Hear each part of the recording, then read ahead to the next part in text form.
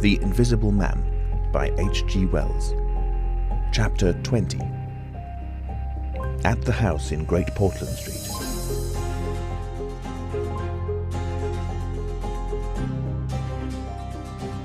For a moment Kemp sat in silence, staring at the back of the headless figure at the window.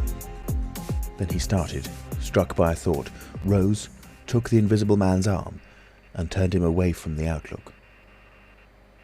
"You're tired," he said, "and while I sit, you walk about. Have my chair." He placed himself between Griffin and the nearest window. For a space Griffin sat silent, then he resumed abruptly.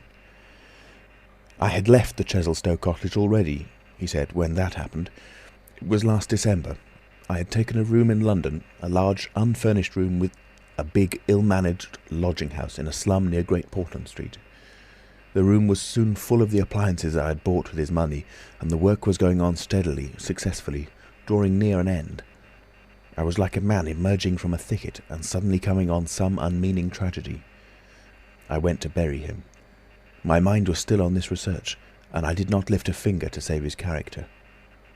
I remember the funeral, the cheap hearse, the scant ceremony, the windy, frost-bitten hillside, and the old college friend of his who read the service over him, a shabby, black, bent old man with a snivering cold. I remember walking back to the empty house, through the place that had once been a village and was now patched and tinkered by the jerry-builders into the ugly likeness of a town. Every way the roads ran out at last into the desecrated fields, and ended in rubble heaps and rank wet weeds. I remember myself as a gaunt black figure, going along the slippery, shiny pavement, and the strange sense of detachment I felt from the squalid respectability, the sordid commercialism of the place. I did not feel a bit sorry for my father. He seemed to me to be the victim of his own foolish sentimentality. The current cant required my attendance at his funeral, but it was really not my affair. But going along the High Street, my old life came back to me for a space, for I met the girl I had known 10 years since. Our eyes met. Something moved me to turn back and talk to her. She was a very ordinary person. It was all like a dream, that visit to the old places. I did not feel then that I was lonely, that I had come out from the world into a desolate place. I appreciated my loss of sympathy, but I put it down to the general inanity of things. Re-entering my room seemed like the recovery of reality. There were the things I knew and loved. There stood the apparatus, the experiments arranged and waiting, and now there was scarcely a difficulty left beyond the planning of details. I will tell you, Kemp, sooner or later, all the complicated processes. We need not go into that now. For the most part, saving certain gaps I chose to remember, they are written in cipher in those books the tramp has hidden. We must hunt him down. We must get those books again. But the essential phase was to place the transparent object whose refractive index was to be lowered between two radiating centres of a sort of ethereal vibration, of which I will tell you more fully later. No, not those Röntgen vibrations. I don't know these others of mine have been described, yet they are obvious enough. I needed 2 little dynamos, and these I worked with a cheap gas engine. My first experiment was with a bit of white wool fabric. It was the strangest thing in the world to see it in the flicker of the flashes, soft and white, and then to watch it fade like a wreath of smoke and vanish. I could scarcely believe I had done it. I put my hand into the emptiness, and there was the thing, as solid as ever. I felt it awkwardly and threw it on the floor. I had a little trouble finding it again. And then came a curious experience. I heard a meow behind me, and turning, saw a lean white cat, very dirty, on the cistern cover outside the window. A thought came into my head. "Everything ready for you," I said, and I went to the window, opened it, and called softly. She came in, purring. The poor beast was starving, and I gave her some milk. All my food was in a cupboard in the corner of the room. After that she went smelling round the room, evidently with the idea of making herself at home. The invisible rag upset her a bit. You should have seen her spit at it. But I made her comfortable on the pillow of my truckle bed, and I gave her butter to get her to wash. "And you processed her?" "I processed her. But giving drugs to a cat is no joke, Kemp, and the process failed." "Failed?" "In 2 particulars. These were the claws and the pigment stuff. What is it? At the back of the eye in a cat, you know? Tapetum? Yes, the tapetum. It didn't go. After I'd given the stuff to bleach the blood and done certain other things to her, I gave the beast opium and put her and the little pillow she was sleeping on the apparatus. And after all the rest had faded and vanished, there remained 2 little ghosts of her eyes. Odd. I can't explain it. She was bandaged and clamped, of course, so I had her safe. But she woke while she was still misty and meowed dismally, and someone came knocking. It was an old woman from downstairs who suspected me of vivisecting, a drink-sodden old creature with only a white cat to care for in all the world. I whipped out some chloroform, applied it, and answered the door. "Did I hear a cat?" she asked. "My cat?" "Not here," said I very politely. She was a little doubtful, and tried to peer past me into the room, strange enough to her, no doubt. Bare walls, uncurtained windows, truckle bed, with the gas engine vibrating and the seethe of the radiant points, and that faint ghastly stinging of chloroform in the air. She had to be satisfied at last, and went away again. "How long did it take?" asked Kemp. 3 or 4 hours, the cat. The bones and sinews and the fat were the last to go, and the tips of the coloured hairs. And, as I say, the back part of the eye, tough, iridescent stuff that it is, wouldn't go at all. It was night outside long before the business was over, and nothing was to be seen but the dim eyes and the claws. I stopped the gas engine, felt for and stroked the beast, which was still insensible, and then, being tired, left it sleeping on the invisible pillow, and went to bed. I found it hard to sleep. I lay awake thinking weak, aimless stuff, going over the experiment over and over again, or dreaming feverishly of things growing misty and vanishing about me until everything, the ground I stood on, vanished. And so I came to that sickly falling nightmare one gets. About 2, the cat began meowing about the room. I tried to hush it by talking to it, and then I decided to turn it out. I remember the shock when I had striking a light. They were just the round eyes shining green, and nothing round them. I would have given it milk, but I hadn't any. It wouldn't be quiet, it just sat down and meowed at the door. I tried to catch it with the idea of putting it out of the window, but it wouldn't be caught. It vanished. Then it began meowing in different parts of the room. At last I opened the window and made a bustle. I suppose it went out at last. I never saw any more of it. Then, heaven knows why, I fell thinking of my father's funeral again, and the dismal windy hillside until the day had come. I found sleeping was hopeless, and locking my door after me, wandered out into the morning streets. "You don't mean to say there's an invisible cat at large?" said Kemp. "If it hasn't been killed," said the Invisible Man. "Why not?"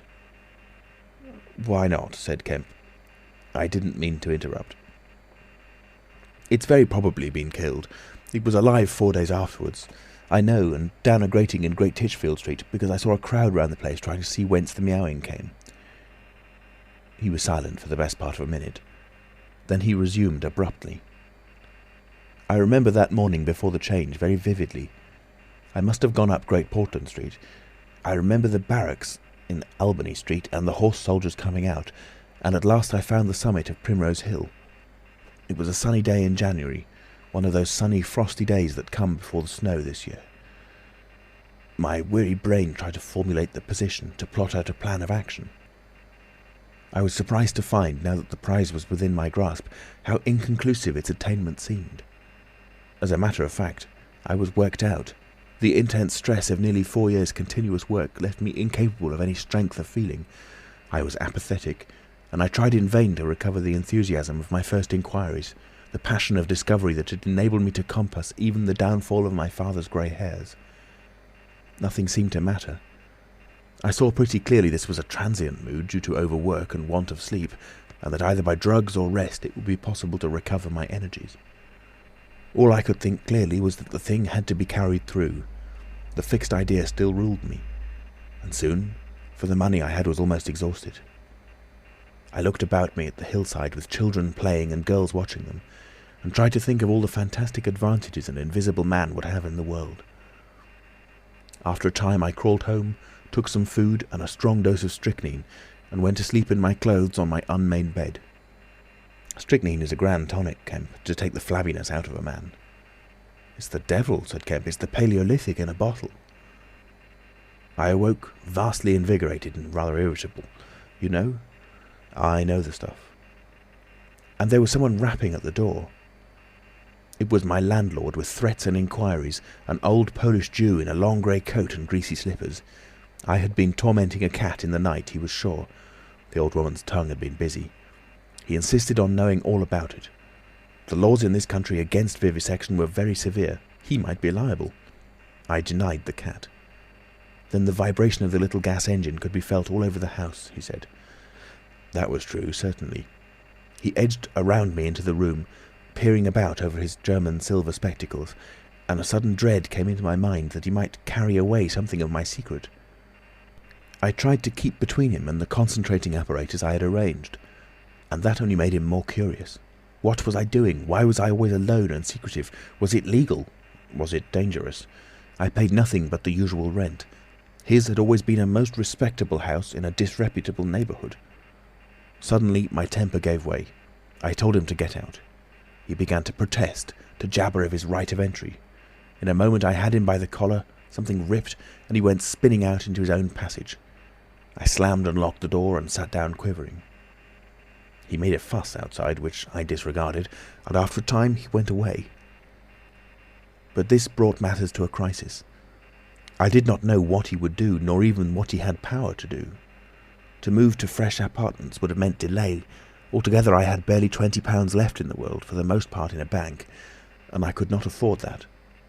Vanish? It was irresistible. Then there would be an inquiry, the sacking of my room. At the thought of the possibility of my work being exposed or interrupted at its very climax, I became angry and active. I hurried out with my 3 books of notes, my cheque-book, the tramp has them now, and directed them from the nearest post office to a house of call for letters and parcels in Great Portland Street. I tried to go out noiselessly. Coming in, I found my landlord going quietly upstairs. He had heard the door close, I suppose. You would have laughed to see him jump aside on the landing as I came tearing up after him. He glared at me as I went by him, and I made the house quiver with my slamming of the door. I heard him come shuffling up to my floor, hesitate, and go down. I set to work upon my preparations forthwith. It was all done that evening and night. While I was still sitting under the sickly, drowsy influence of the drugs that decolorize blood, there came a repeated knocking at the door. It ceased. Footsteps went away and returned, and the knocking was resumed. There was an attempt to push something under the door, a blue paper. Then in a fit of irritation I arose and went and flung the door wide open. "Now then?" I said. It was my landlord with a notice of ejectment or something. He held it out to me, saw something odd about my hands, I expected, and lifted his eyes to my face. For a moment he gaped. Then he gave a sort of inarticulate cry, dropped candle and writ together, and went blundering down the dark passage to the stairs. I shut the door, locked it, and went to the looking-glass. Then I understood his terror. My face was white, like white stone. But it was all horrible. I had not expected the suffering. A night of racking anguish, sickness and fainting. I set my teeth, though my skin was presently afire, all my body afire, but I lay there like grim death. I understood now how it was that the cat had howled until I chloroformed it. Lucky it was I lived alone and untended in my room. There were times when I sobbed and groaned and talked, but I stuck to it. I became insensible and woke languid in the darkness. The pain had passed. I thought I was killing myself, and I did not care.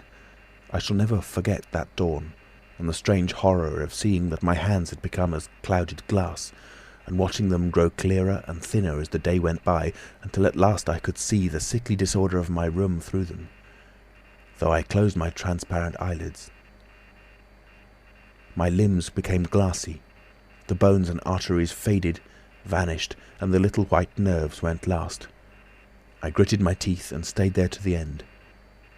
At last only the dead tips of the fingernails remained, pallid and white, and the brown stain of some acid upon my fingers. I struggled up. At first I was as incapable as a swathed infant, stepping with limbs I could not see. I was weak and very hungry. I went and stared at nothing in my shaving glass, at nothing save where an attenuated pigment still remained behind the retina of my eyes, fainter than mist. I had to hang onto the table and press my forehead against the glass. It was only by frantic effort of will that I dragged myself back to the apparatus and completed the process.